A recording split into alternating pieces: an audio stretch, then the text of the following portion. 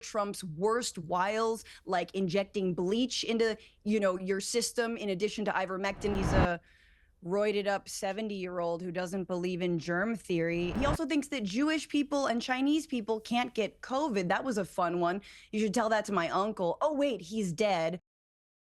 Let's watch a rather hilarious Piers Morgan panel with Lefty Francesca destroying the MAGA heads on why RFK Jr. is such a dumb choice to lead the Human and Health Services. So be sure to like the video, it helps us out a ton, and subscribe to the channel if you haven't already. We'll be back after with the context like always. Hey you, yes, you! We now have a Substack website where you can help support the channel. For just $8 a month, you can get daily articles exposing the chaos in Trump's first 100 days, a weekly podcast, and other exclusive perks, all while helping the channel grow and defend democracy. This is something that's not just very important to me, but enables us to get our message out to the most amount of people while also being just a genuine passion that I would love to pursue. So for those who have been wondering how to support the channel, how to help us grow, you can sign up now at the first link in our description. Thank you, and let's get back to the video. I think he is the picture of health himself. I mean, he's a roided up 70-year-old who doesn't believe in germ theory and eats roadkill. I think that is perfect. He sounds like he's speaking into a fan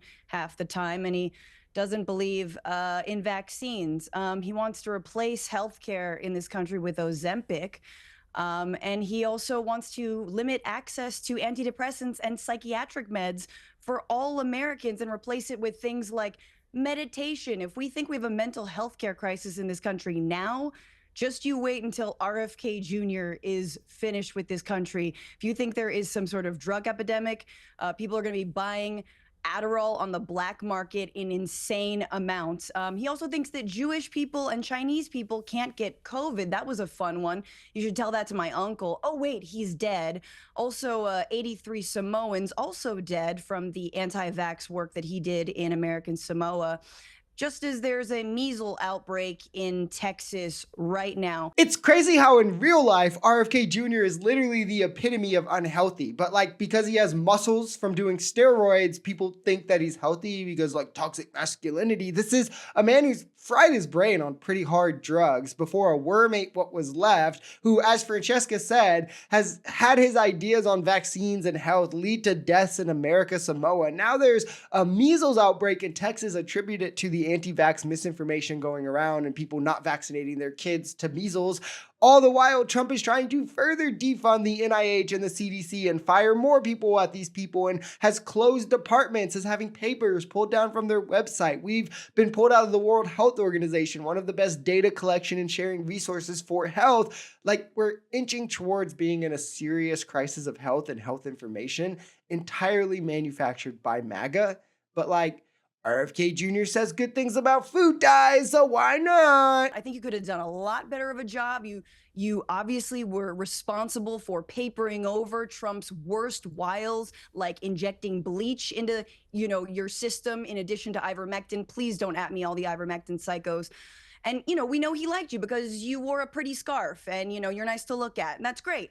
But you're also a doctor and you have a responsibility. So you have to tell the American people that it's the fact that they can't get access to affordable meds. They can't get access to a doctor without charging them an arm and a leg for basic things. If you need, let's say, a CT scan or an X-ray, right? If you have all kinds of just basic things, that you're not allowed to get that without being charged an arm and a leg. I've done work on this as a journalist. I've interviewed people who refuse to go to the doctor because they cannot afford it. RFK Jr. does not believe in healthcare for all people. He says it's too expensive. Exactly. This is spot on. The best way to prevent chronic disease or other illness is to just have regular checkups, catch things early, right? And stay in good health to prevent them from happening. But when you're uninsured and you can't even afford basic checkups, or if you are insured, but your insurance denies basic procedures as too expensive and you can't then foot the bill yourself, This will never happen. The real kicker is switching to universal healthcare would save $450 billion a year and save lives because of exactly this. Estimates of almost 70,000 lives each year. In studies of the 22 different single-payer universal healthcare proposals in the last 2 decades put forth in America, 90% of them would have had the individual person, like you and me, paying less per year than we already do for private insurance. The entire premise of private insurance is a scam. There's a real life example for what happens when you kick people off of painkillers, which I agree.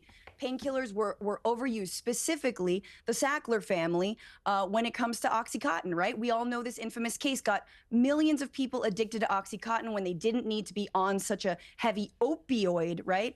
And so what happened? Rightfully, doctors started rescinding those scripts, which was good, but then people were already addicted. So they sought painkillers on the black market, which were mostly just heroin, opioids, fentanyl, and whatnot. And ask anyone who studies these issues, it made it worse. Meaning we need to understand that when you just rip meds, when you rip meds away from people, no. When you rip meds away from people, you actually have to have some kind of fallback that helps them and rehabilitates them. Otherwise, they go to the street to buy street drugs.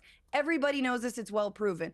But again, what do I know? I'm not trying to hawk supplements. These are such low IQ responses and takes from everyone but Francesca. It's frustrating to listen to when she's making the correct point, but because it's essentially 4v1 on this panel, they treat her like she's the dumb one. You can't just take people's medicines away who are used to them. One, in a lot of instances, these medicines are beneficial. This isn't a blanket thing, and taking them away would just exacerbate the issues that these medicines were solving.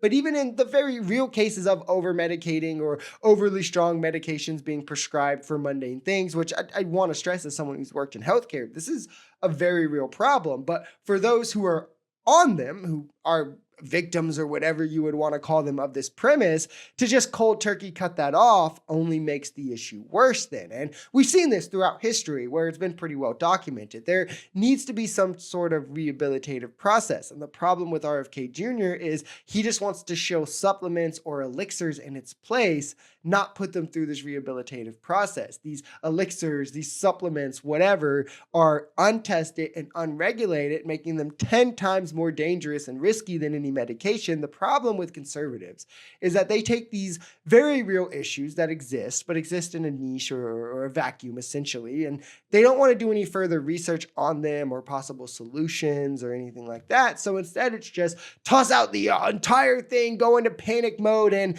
probably make some conspiracy about it that justifies it.